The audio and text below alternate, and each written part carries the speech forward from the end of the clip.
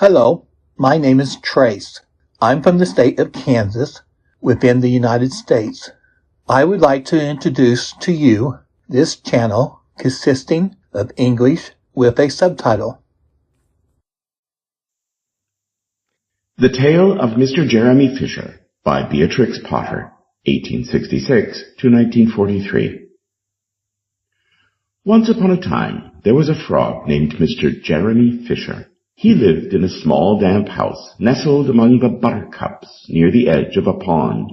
The back hallway was always slippery and wet, but Mr. Jeremy didn't mind getting his feet wet. No one ever scolded him for it, and he never caught a cold. He was quite happy when he looked outside and saw large raindrops splashing in the pond. "I'll gather some worms and go fishing to catch a few minnows for my dinner," said Mr. Jeremy Fisher.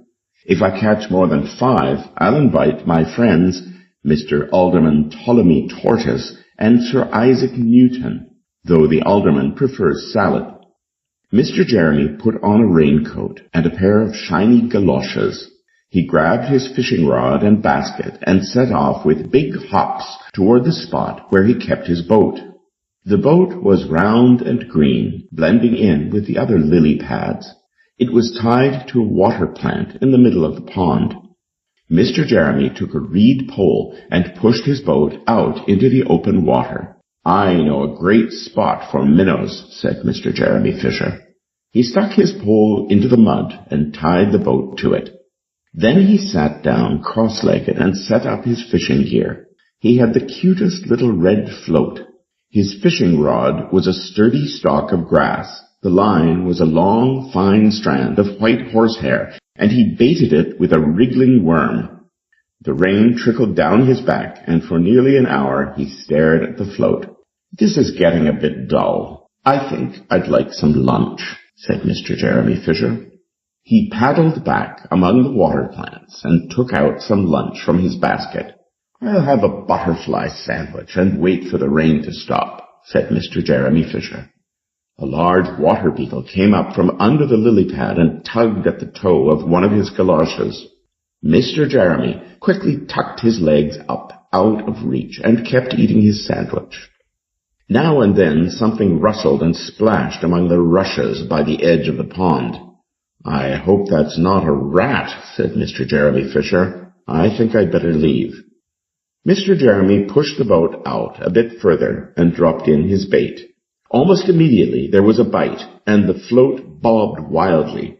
A minnow! I've caught him by the nose," cried Mr. Jeremy Fisher, jerking his rod up.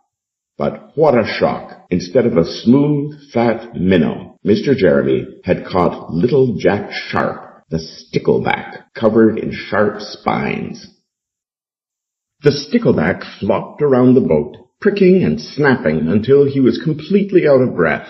Then, with a final jump, he leapt back into the water. A whole school of other little fish popped their heads out and laughed at Mr. Jeremy Fisher. And while Mr. Jeremy sat sadly on the edge of his boat, sucking his sore fingers and peering down into the water, a much worse thing happened.